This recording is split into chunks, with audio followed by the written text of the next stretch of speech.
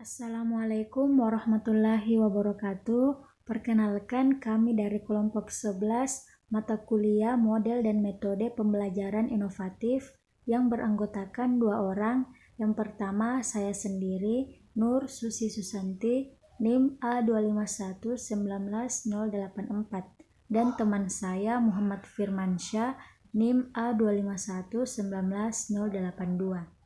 Materi yang akan kami bahas yaitu model pembelajaran SETS atau Science, Environment, Teknologi, dan Society. Adapun poin-poin yang kami bahas yaitu yang pertama, langkah-langkah model pembelajaran SETS. Yang kedua, prinsip penerapan model pembelajaran SETS. Yang ketiga, kelebihan dan kelemahan model pembelajaran SETS. Yang keempat, contoh penerapan model pembelajaran SETS dalam pembelajaran materi kimia. Sebelum kita membahas poin pertama, yaitu langkah-langkah model pembelajaran SETS, terlebih dahulu kita harus tahu apa itu model pembelajaran SETS.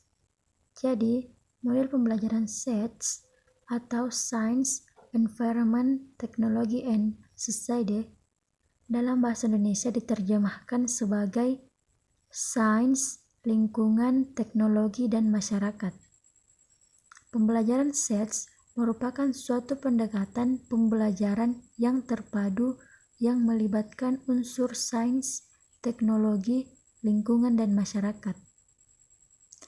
Pendekatan ini akan memotivasi peserta didik untuk menjadi lebih tertarik pada topik atau bahasan yang sedang dipelajari, karena dikaitkan langsung dengan hal-hal nyata yang terjadi dalam kehidupan sehari-hari.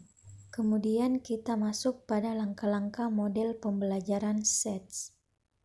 Jadi langkah-langkah model pembelajaran SETS ini ada 4. Yang pertama, tahap invitation. Yang kedua, tahap eksplorasi.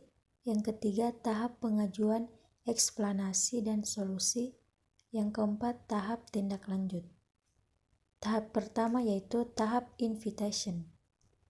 Pada tahap ini, guru menggali isu atau masalah terlebih dahulu dari peserta didik. Kemudian menghubungkan pelajaran baru dengan pelajaran sebelumnya. Lalu mengidentifikasi isu atau masalah dalam masyarakat yang berkaitan dengan topik yang akan dibahas. Yang kedua yaitu tahap eksplorasi. Pada tahap ini, guru dan siswa merumuskan pertanyaan-pertanyaan spesifik terhadap isu sains dan teknologi yang telah diidentifikasi.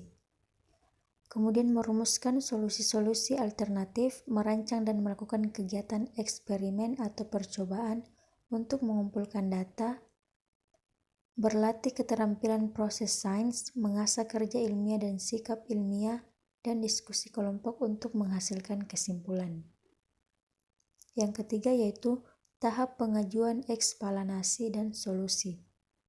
Pada tahap ini, siswa membangun konsep, siswa berdiskusi, memberi solusi masalah yang dihadapi masyarakat terkait materi yang diperoleh. Siswa semata-mata berdasarkan informasi dari kegiatan eksplorasi. Yang keempat yaitu tahap tindak lanjut. Pada tahap ini, siswa menjelaskan fenomena alam berdasarkan konsep yang disusun. Kemudian menjelaskan berbagai aplikasi untuk memberi makna serta refleksi pemahaman konsep. Baik, saya akan melanjutkan materi tentang prinsip penerapan model pembelajaran SETS. Yang pertama, pembelajaran berpusat pada peserta didik. Siswa dituntut aktif dan berpikir kritis sehingga hasil belajar yang diingin dicapai terpenuhi. Yang kedua, adanya keterkaitan yang erat antara sains, teknologi, dan masyarakat. Ketiga, proses belajar mengajar menganut pandangan konstruktivisme yang pada pokoknya menggambarkan bahwa anak membentuk atau membangun pengetahuannya melalui interaksinya dengan lingkungan. Yang keempat, pembelajaran terhindar dari verbalisme. Yang kelima, membentuk pembelajaran student self-concept, membangun konsep pembelajaran berdasarkan pengalaman peserta didik itu sendiri. Yang keenam, dalam pengajarannya terkandung 5 ranah yang terdiri atas ranah pengetahuan, ranah sikap, ranah proses sains, ranah kreativitas, dan ranah hubungan dan aplikasinya. Selanjutnya, kelebihan dan kelemahan model pembelajaran SETS. Yang pertama, kelebihan model pembelajaran SETS adalah sebagai berikut. Yang pertama, siswa memiliki kemampuan memandang sesuatu secara terintegrasi dengan memperhatikan keempat unsur SETS sehingga dapat memperoleh pemahaman yang lebih mendalam tentang pengetahuan yang telah dimiliki. Kedua, melatih siswa peka terhadap masalah yang sedang berkembang di lingkungan mereka. Ketiga, siswa memiliki kepedulian terhadap lingkungan kehidupan atau sistem kehidupan dengan mengetahui sains, perkembangannya dan bagaimana perkembangan sains dapat mempengaruhi lingkungan, teknologi, dan masyarakat secara timbal balik. Selanjutnya, kekurangan dalam model pembelajaran SETS adalah sebagai berikut. Yang pertama, siswa mengalami kesulitan dalam menghubungkan antara unsur-unsur dalam pembelajaran. Kedua, membutuhkan waktu yang lebih banyak dalam pembelajaran. Yang ketiga, pendekatan SETS hanya dapat diterapkan di kelas atas.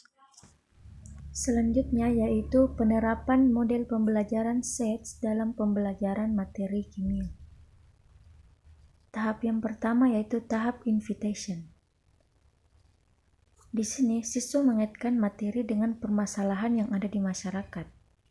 Jadi, pada tahap ini, guru dapat menggali pendapat siswa dengan bertanya tentang isu yang diceritakan.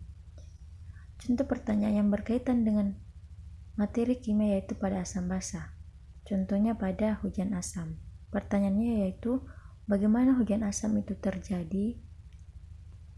Tahap yang kedua yaitu tahap exploration. Di sini siswa menggali lebih dalam materinya. Jadi tahap ini siswa mengumpulkan data-data melalui pertanyaan-pertanyaan atau wawancara mengenai bagaimana proses terjadinya hujan asam dan apa-apa saja yang dapat menyebabkan terjadinya hujan asam. Yang ketiga yaitu tahap pengajuan eksplanasi dan solusi.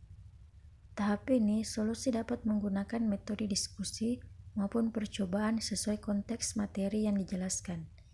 Jadi, tahap ini siswa melakukan diskusi untuk memberikan solusi dari hujan asam yang terjadi, seperti mengurangi pemakaian kendaraan motor, bahan bakar, dan alat berat yang mengeluarkan gas-gas tertentu yang kalau bereaksi dengan atmosfer itu akan menghasilkan zat-zat asam yang nantinya akan turun lagi ke bumi. Selanjutnya yaitu tahap tindak lanjut. Jadi pada tahap ini yaitu mengaplikasikan.